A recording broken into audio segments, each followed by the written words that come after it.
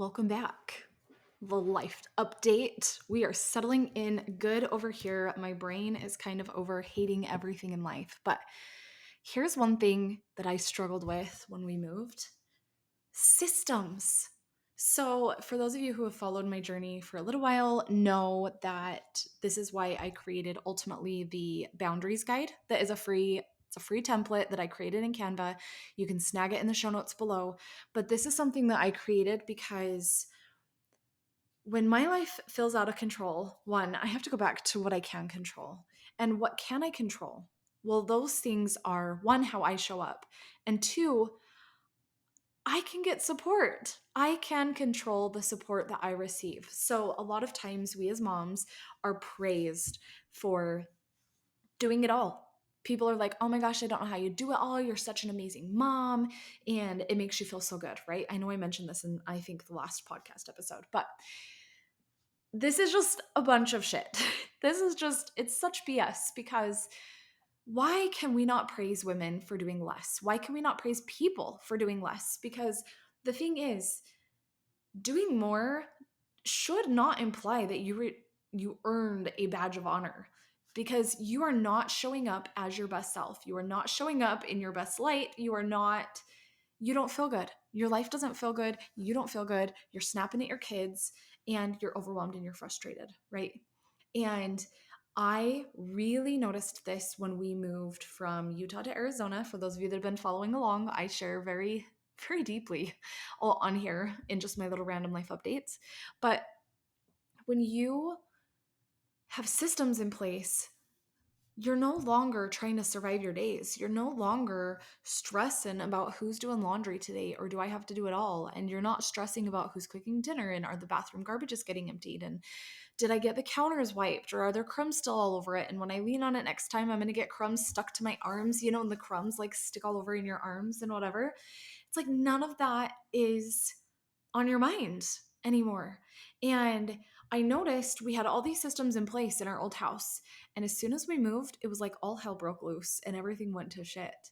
And here is what I noticed with me: my patience was shorter.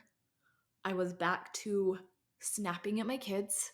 I was feeling resentment again toward my husband. Like, hello, are you going to help me? Do you care? Am I the only one who cares if laundry gets done? Am I the only one who cares if the dishwasher gets loaded and unloaded? Am I the only one who cares if this house is even clean?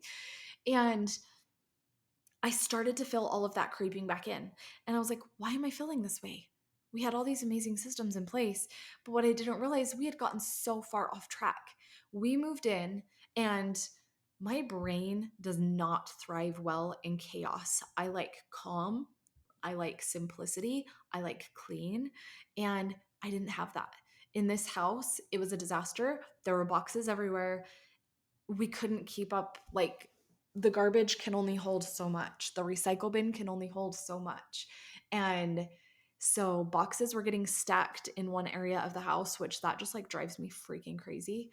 And it's not like there's just a dumpster sitting outside that we can like haul all our crap out to, right?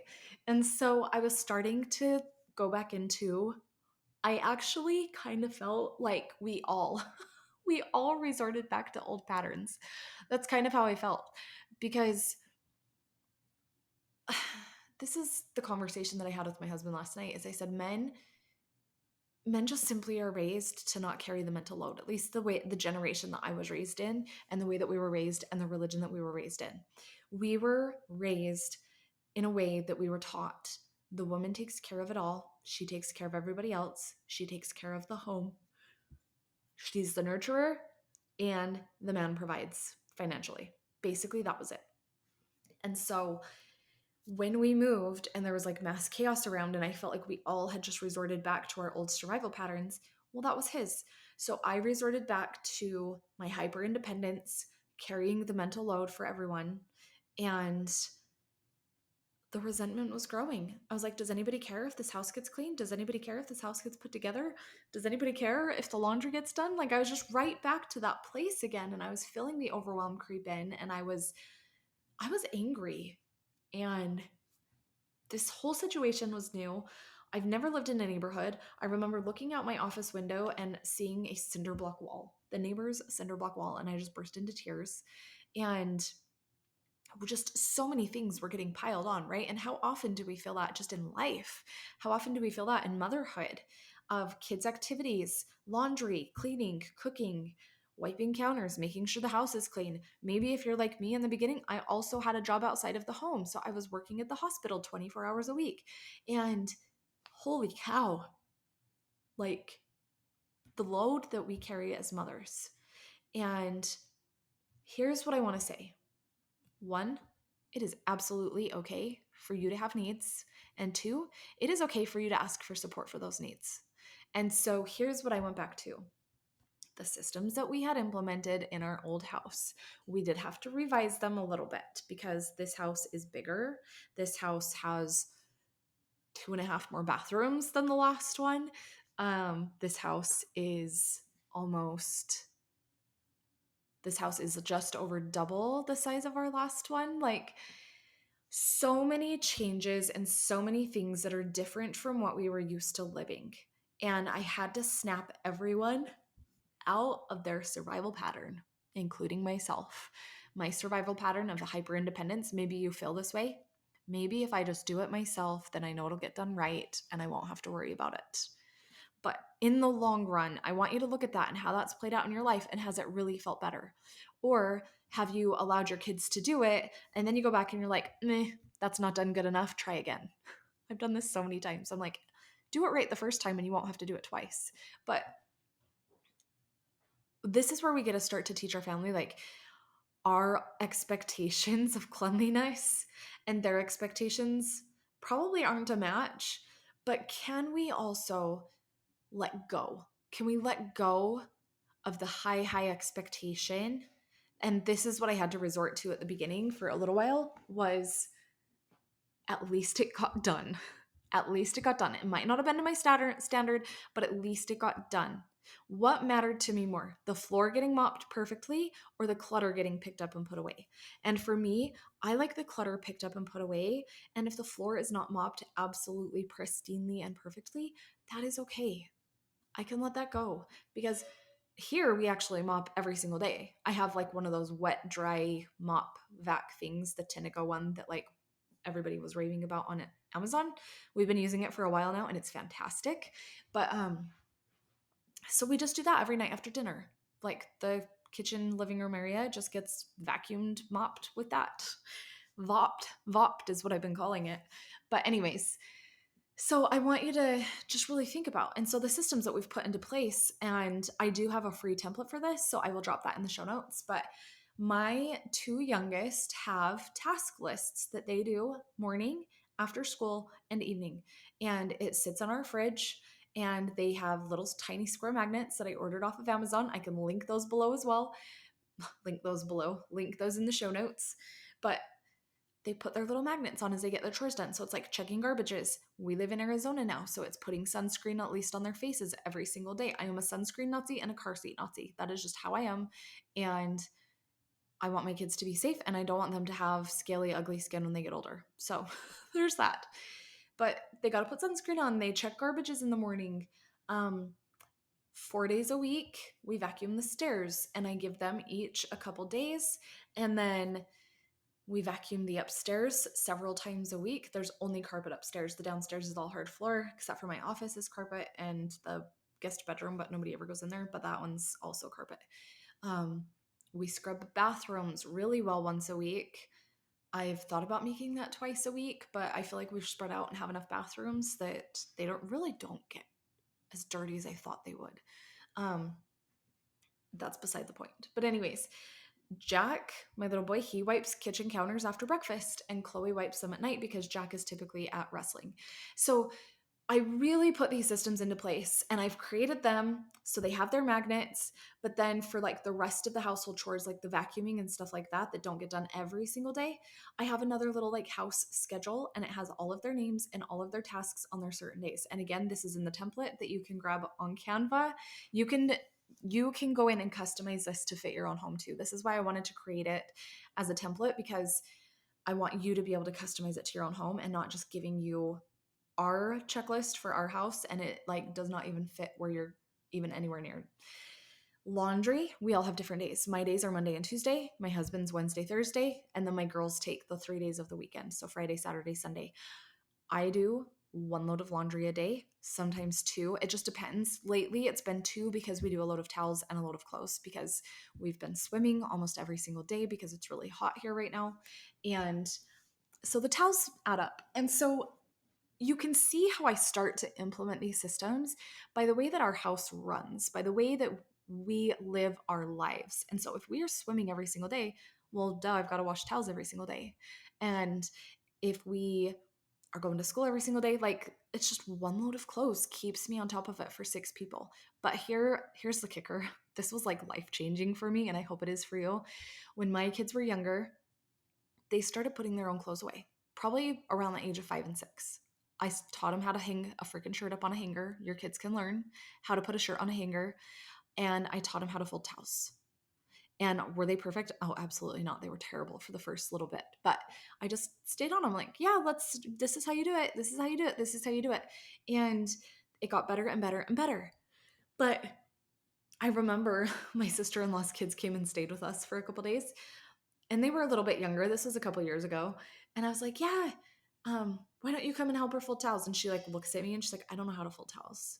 And I was like, oh, well, do you want to help her fold her clothes? And she looks at me and she's like, I don't know how to fold clothes. And I'm like, what? What? And so some of you might love folding laundry, and you fold the laundry and then your kids put it away. Whatever works for you. For me, I am so happy to wash it and pull out the do not dries and put everything in the dryer. I hate putting clothes away. I hate folding clothes. I hate folding towels. I mean, I hate cooking, let's be real. But I've made it work for me. My kids are in charge of their own clothes, period. My husband puts his own away. Sometimes I'll hang his shirts up or whatever. But um, my kids, yeah, I wash the load. I pull it out of the dryer. I drop it in a big heap on the floor.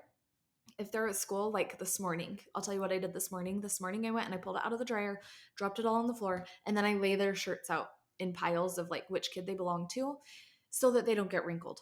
And then they can take them and they will go hang them up. I do not put their socks together. Before my littles really knew how to fold socks together, I used to fold their socks together, but I don't do that anymore. I leave it in a pile. Pick your own.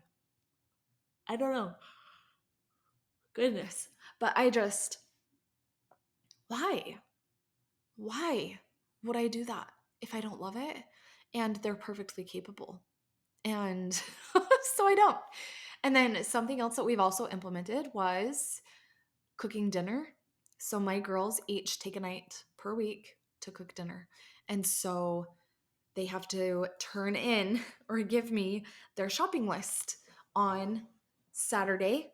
And then I typically will hop online and I will do my grocery shopping for pickup on Sunday. And then we'll go pick it up on Sunday. We have everything that we need for the week. If they want to prep anything ahead of time, they can. So, like, sometimes if I have something that has bell peppers and they need to be chopped, I'll just chop them up early or I just plop them in the food processor. But um, they're in charge of that. I'm not in charge of that.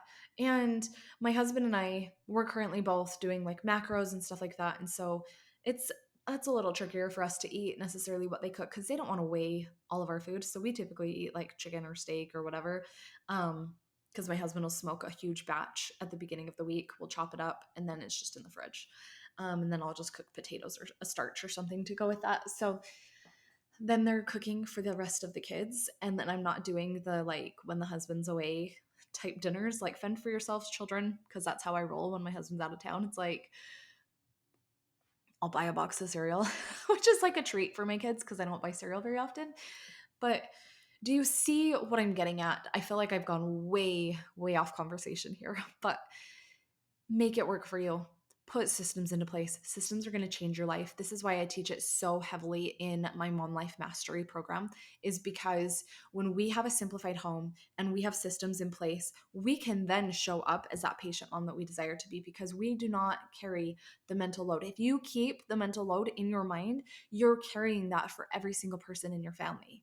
What if you only had to worry about laundry on Monday and Tuesday and vacuuming on Tuesday? How different does that feel? This is why we have systems. This is why systems shift everything in your life. And so I just wanted to give you a few examples of why how systems have shifted my life and given me more time and space to just be and not have to stress over things because they're not on my plate and they're on a paper that my kids can look at, and all I have to know are the days that it's my turn to do things, and that's it. Everything else is covered for every single day. How would that feel in your life? How would that change your life? What would that give you time to do? Maybe plop on the couch and read a book for 20 minutes? Hell, maybe an hour? Like, what would that feel like if you were showing up as a mom that you desired to be and you had time and space to go get that pedicure without feeling guilty because you didn't have anything to do at home? Everything was already getting done. We unload the dishwasher every single morning. Or it's like today ended up being in the afternoon because it didn't need to get started last night because it wasn't quite full, so we started it this morning after breakfast, and then I just unloaded it while I was getting my lunch ready, and now after we eat dinner we can all put our own dishes in the dishwasher. Like, I want you to start thinking in terms of systems, and this is why you should just come and join Mom Life Mastery. Doors are opening, and this is where I teach you all of the systems that I have created in my life. This is where I teach you how to energetically decide who you want to be and become the mom that you desire to be. Become that fun mom that's not overwhelmed, that's not bogged down, who doesn't have a mile long to do list in your mind. You can show up and have fun with your kids and enjoy being present with them because you don't have that constant list running in your head or that constant voice telling you that what you are doing is not enough, because you know that everything is getting done. It is enough. How you are showing up is enough. What you are doing is enough. And that everything is getting done and it's perfect and it's great and it feels really good. So I just want you to think about putting life-giving systems into place, living a life that you feel really good living, and being able to tap into that highest version of you. This is where you start to create time and space to create magical things in your life and to really shift everything for yourself. Because when you start to show up better, if you really think about it, you are the dominant energy in your home. And if you are the dominant energy in the home, but you're walking around feeling overwhelmed, frustrated, and resentful towards your husband, towards your kids, and whatever, because you are trying to carry too much, how do you think they're going to show up? And how do you think they're going to feel? So if you've got some whiny kids and you're like, oh my gosh, why do they keep whining? I can't figure this out. How do I get them to stop? It's by you showing up as the best version of you and learning how to get the mental load off of your plate and putting systems in place so that you then show up as a more patient, more fun, more regulated. When I say regulated, it's like your capacity to handle more in life has expanded. You can look at your kid as they're losing their shit and you're not going to lose your shit. You're going to be like, oh, interesting. Like, they're throwing a fit over there, and you're going to have the patience for it. You're not going to snap. You're not going to get those sad little looks because you snapped, and then you're going to have to apologize later. Those moments do still come up. Let me tell you, like, it's not perfect, but how would it feel if they happened less? And I'm talking way less. Let's put some systems in your life. Let's create a life that feels good. Create a life you love with kids in tow. And I will talk to you next time.